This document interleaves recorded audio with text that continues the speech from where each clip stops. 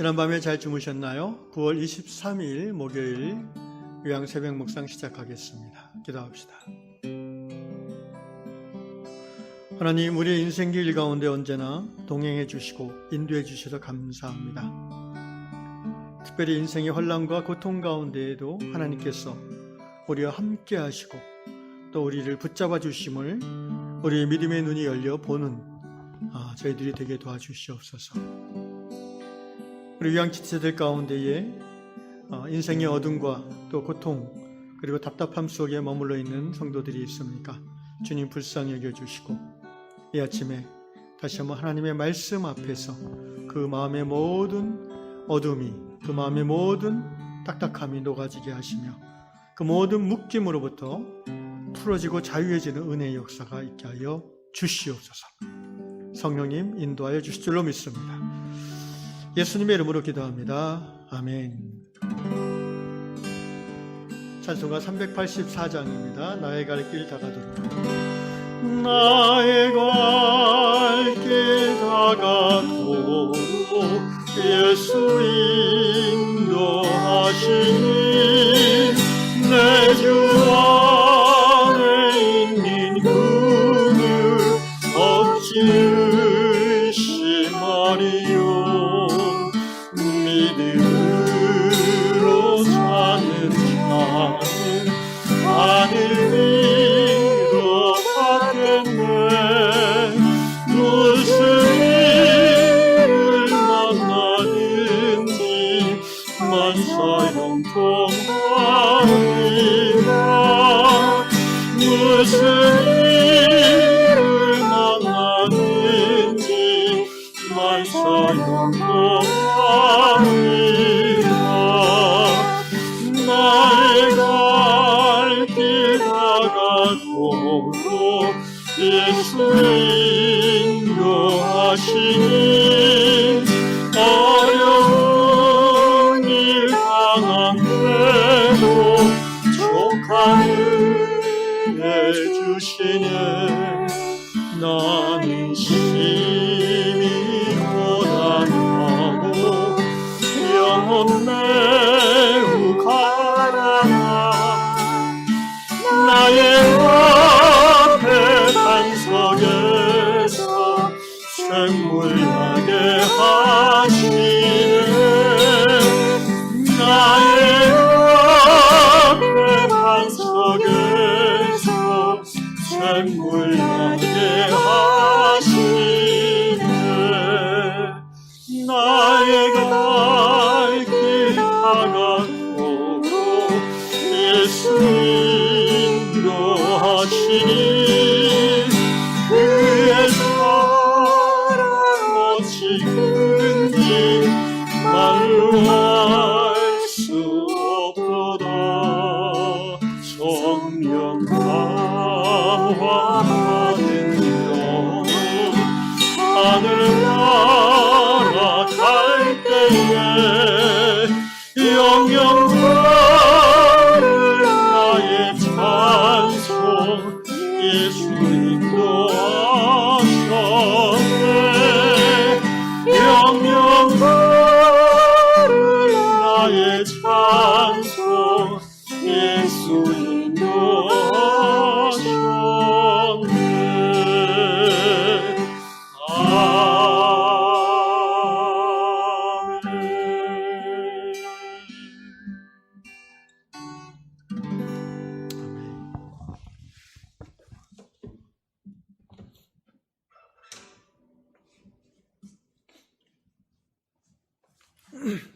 하나님께서 이 아침에 주시는 말씀 창세기 32장 26절과 이사야 45장 3절 2절 말씀을 찾아보겠습니다. 다락방 오늘 본문 내용이 나오는 말씀인데요. 창세기 32장 26절부터 먼저 읽겠습니다. 그가 이르되 날이 새려하니 나로 가게 하라. 야곱이 이르되 당신이 내게 축복하지 아니하면 가게 하지 아니하겠나이다. 두 번째 이사야 45장 3절 말씀입니다. 이사야 45장 3절 말씀. 여호와께서 이사야 45장 3절 내게 흑암 중의 보화와 은밀한 곳에 숨은 재물을 주어 내 이름을 부르는 자가 나 여호와 이스라엘의 하나님인 줄을 네가 알게 하리라. 아멘.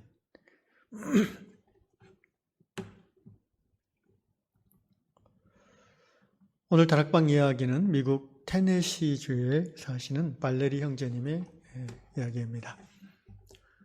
발레리 형제님이 아주 친한 친구가 어느 날 갑자기 사고로 돌아가셨다고 합니다. 그래서 발레리 형제는 그날 그 친구의 가족들과 하루 종일 같이 있으면서 서로 돕고 또 서로 위로하는 시간을 가졌습니다. 그러다 밤이 돼서 이제 자기 집에 돌아와 홀로 침대에 누웠더니 그때서야 비로소 이 친구가 정말 죽었구나, 자기를 떠났다는 그 상실감이 몰려와서 눈물이 나고 그래서 하나님 앞에 울며 나아갔다고 합니다. 하나님께 왜 이렇게 일찍 그를 데려가시는지 하소연하였습니다. 그러나 하나님은 아무런 대답이 없으셨다고 합니다. 이런 생각이 들었다고 합니다. 마치 하나님이 귀머거리가 된 게 아닌가? 어쩜 이렇게 아무런 응답이 없지? 나는 이렇게 마음이 힘들어 죽을 지경인데. 그때 발레리에게 창세기의 이 말씀이 툭 떠올랐습니다. 성령의 역사하심이겠죠. 야곱이 야복 강가에서 하나님 또는 하나님의 천사와 씨름하는 중 이제 새벽 동이 트면서 천사가 나로 가게 하라. 새벽 동이 트니까 나는 가겠다라고 했을 때 야곱이 뭐라고 했습니까? 당신이 나를 축복하기 전에는 내가 당신을 보내지 않겠나이다. 형제는 이 말씀이 떠오르면서 하나님 앞에 이렇게 말했습니다. 하나님, 거기 계신 거 압니다. 하나님께서 제게 말씀하실 때까지 저는 기다리겠습니다. 이렇게 기도하고 가만히 있었다고 합니다.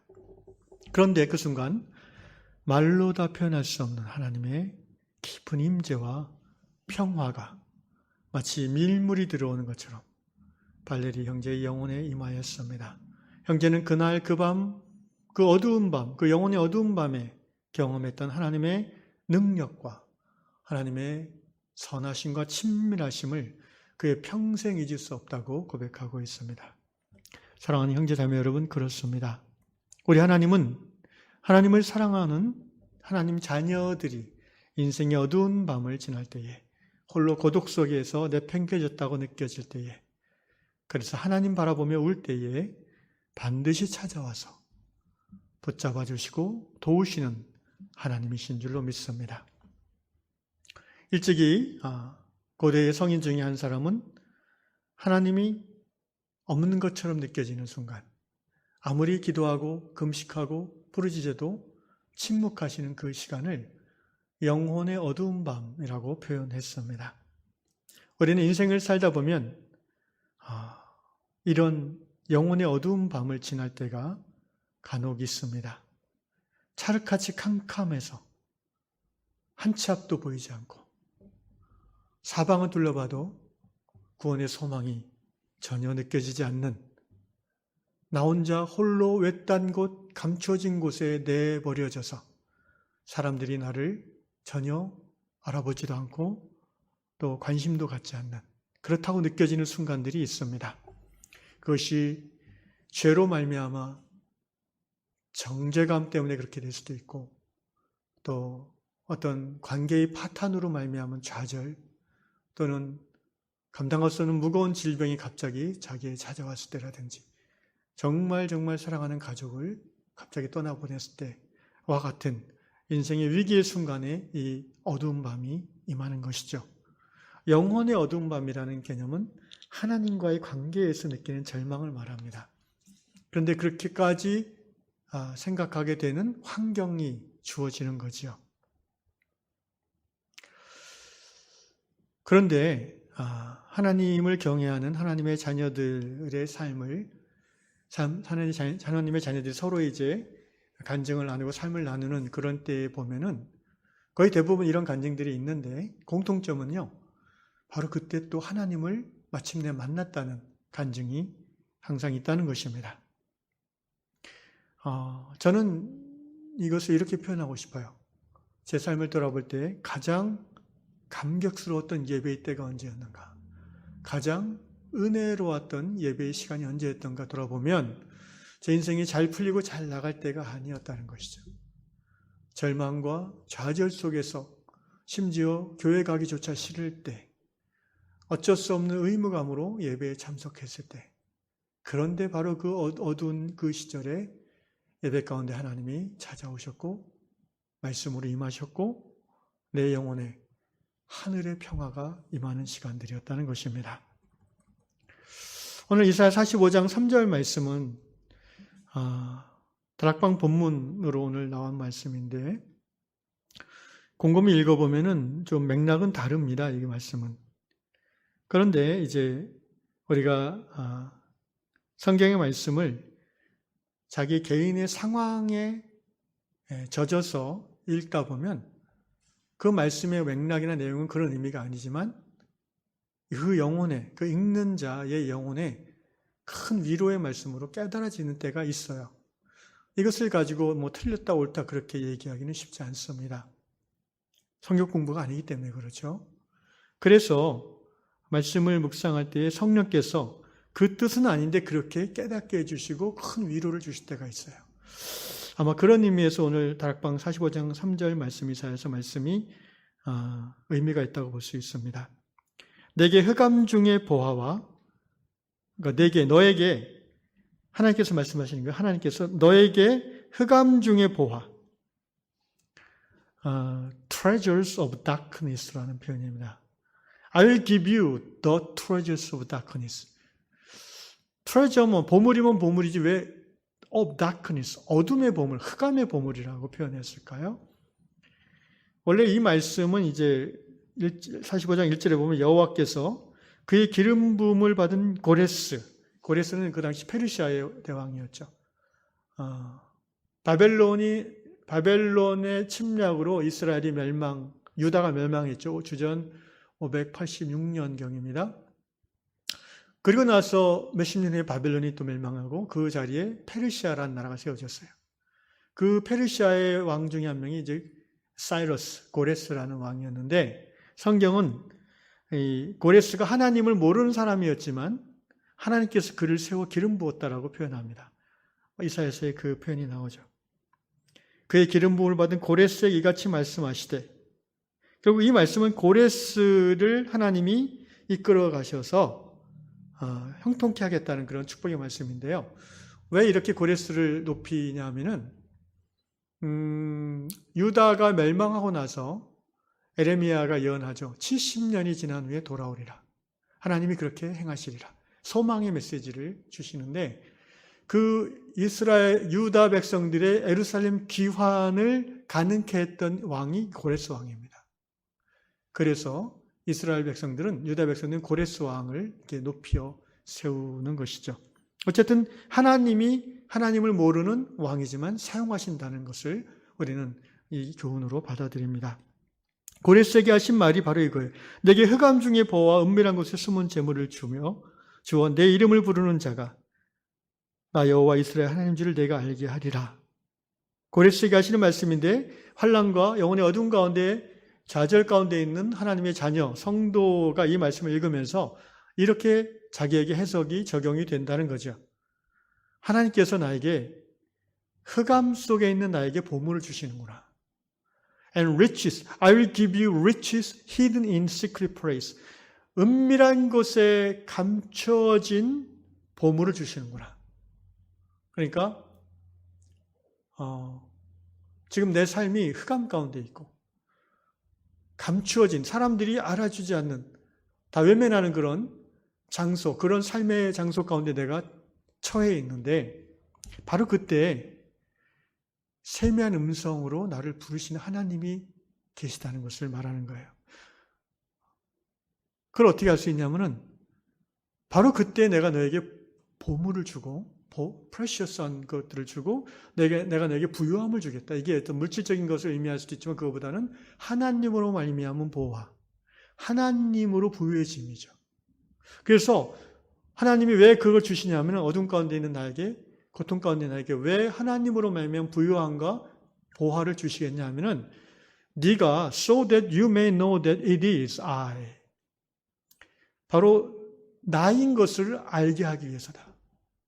The Lord, 주님이심을, The God of Israel, 이스라엘 하나님이심을, 그 하나님이 누구인 것을 네가 알길 원하냐면 하나님은 Who call you by your name, 너의 이름을 부르는 이가 네 영혼의 어두운 방 가운데 사람들이 너를 잊었다고 생각하며 좌절하며 죽음을 생각하는 너에게 네가 가만히 들어보면 하나님의 세미한 음성이 들리는데 그걸 네가 어떻게 할 수 있냐면은 그 전에 너에게 하나님으로 말미암은 treasure and riches, 보배로운 것들이 너에게 주어질 거라는 거예요. 이 벨라리 형제에게 적용해 보면은 이 형제가 영혼의 어두운 밤 친구를 잃은 상실감 때문에 하나님 앞에 하소연하고 하나님 거기 계시는 거 압니다. 하나님 내게 응답하실 때까지 내가 여기 그냥 기다리고 있을 거예요라고 하고 잠잠히 있을 때에 하나님이 그에게 뭘 주셨어요? 평화를 주셨다고 그랬어요. 임재의 감각을 주셨다고 그랬어요. 이게 이제 트레저고 이게 리치스죠. 하나님을 알면 프레셔스한 감각들입니다. 이거는 무엇으로도 바꿀 수 없는 정말 보물들이에요.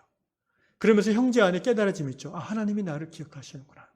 하나님이 내 이름을 부르고 계시는구나. 여러분, 그 열왕기에 보면 엘리야 이야기가 나오죠. 엘리야가 갈멜산에서의 믿음의 승리 후에 이제 이세벨 왕비의 협박에 떨며 두려워하며 도망가서 이제 남쪽 유다 광야를 지나서 호렙산까지 가죠. 그래서 호렙산의 동굴에 들어가서 처박혀 있을 때에 하나님이 엘리야를 부르시죠.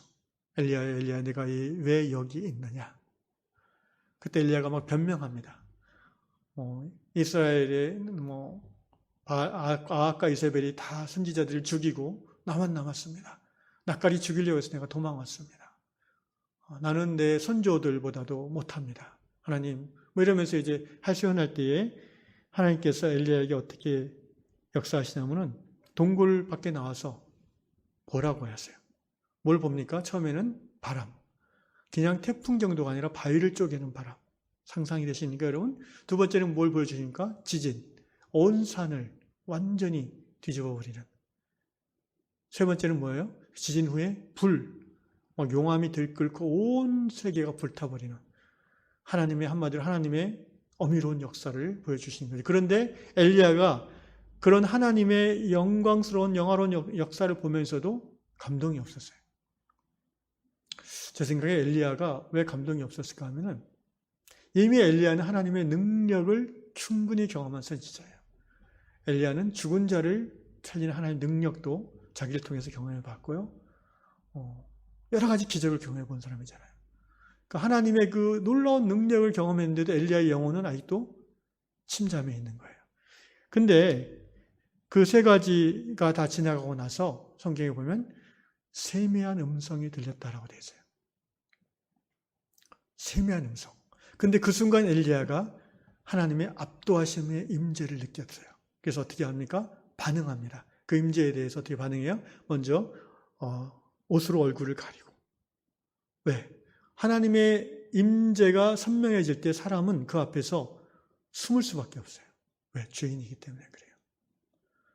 그래서 자기 얼굴을 가리고 머리를 숙이고 무릎을 꿇고 하나님 앞에 엎드려지는 자가 되는 거예요. 바로 그 세미한 음성 속에서 하나님의 압도적인 임재를 경험함으로 그 프레셔스한 하나님의 보화를 엘리야가 누림으로 그 심령이 회복되어지게 하시는 그 하나님의 이야기를 우리는 열왕기에서도 볼 수가 있죠. 열왕기 19장일 겁니다, 아마. 사랑하는 형제자매 여러분, 지금 인생의 영혼의 어두운 밤을 지나고 있습니까? 말로 다 할 수 없는 좌절과 절망과 또는 정죄감과 고통 속에 힘들어 하십니까? 심지어 높은 빌딩에서 아파트에서 떨어져 죽어야겠다라는 생각이 드십니까? 예, 그럴 수 있습니다. 우리의 영혼이 밑바닥까지 내려가면요, 그것은 다른 말로 하면 신앙의 위기거든요. 하나님과 멀어지는 거예요. 그러면 누가 찾아옵니까? 죽음의 영이 찾아오게 돼 있어요. 귀신이 찾아옵니다. 여러분, 자살 충동은 100% 귀신으로부터 주어지는 속삭임이에요. 하나님의 사람의 내면에서는 그런 소리가 나오지 않아요. 그때에 우리가 어떻게 해야 되겠습니까? 오늘 이 이사야서의 말씀을 여러분 붙잡으시면 좋겠습니다.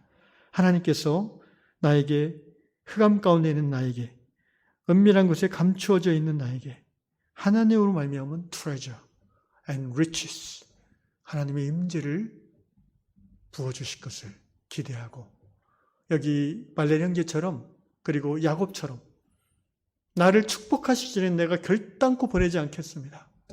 여러분 어차피 죽을 각오 아닙니까? 그렇다면 그 각오로 하나님을 붙잡으십시오. 하나님의 발을 붙잡으세요. 하나님의 신발이라도 붙잡으세요. 그리고 부르짖으세요. 하나님이 나를 축복하시기 전에는 하나님의 이 흑암 속에서 나에게 임재의 보물을 주시기 전에는 제가 먹지도 않고 일어서지도 않겠습니다. 그렇게 결단하고 하나님 앞에 나아가는 순간 하나님께서는 형제님에게 자매님에게 흑암 가운데서의 임재, 하나님의 풍요로우심, 영혼의 평화를 부어주심으로 여러분의 이름을 지금도 하나님이 부르고 계심을 깨닫게 해주실 줄로 믿습니다. 암흑 속에서, 절망 속에서 하나님의 은총으로 회복되어지고 다시 마음의 평화를 누리며 모든 벌어진 일들을 하나하나 추스려가는 그런 은혜가 있기를 주님의 이름으로 축원합니다. 기도하겠습니다. 그렇습니다. 주님, 우리의 인생이 잠잠한 바다를 항해하는 배와 같습니다. 그렇기 때문에 어떤 때는 먹장구름이 끼고 온 세상을 아무리 둘러봐도 도움의 구원의 여지가 보이지 않는 절망과 어둠 속에 파묻힐 때도 있습니다. 주님, 그러나 하나님은 그 모든 인생보다도 크고 강하신 하나님이심을 이 아침에 고백합니다. Your love is better than my life. 당신의 인자하심이 나의 인생보다 훨씬 낫기에 주님, 이 시간 하나님 앞에 구합니다. 바로 이 자리에 나와 함께 하시는 것을 제가 압니다. 주님, 흑암 속에 있는 내 영혼에 하나님의 영혼, 하나님의 임재의 부여함을 부어 주시옵소서. 세상 모든 사람이 나를 버리고 세상 모든 재물이 나를 떠나고 또 귀신이 내 심령에 날마다 속삭이는 이 고통의 시간 속에서도 하나님, 여전히 하나님이 살아계심을 내가 믿고 생명으로 한 걸음 나아가도록 주여 나를 불쌍히 여겨 주시옵소서. 좋으신 아버지, 이처럼 처절한 마음으로 간구하는 우리 유양의 성도들이 있습니까? 또 유양의 성도들의 가족이 있습니까? 불쌍히 여겨주시고 하나님의 임재의 부여함으로 하늘의 평화로 임하여 주옵소서. 그렇게 행하실 줄로 믿고 감사드리며 예수님의 이름으로 기도합니다.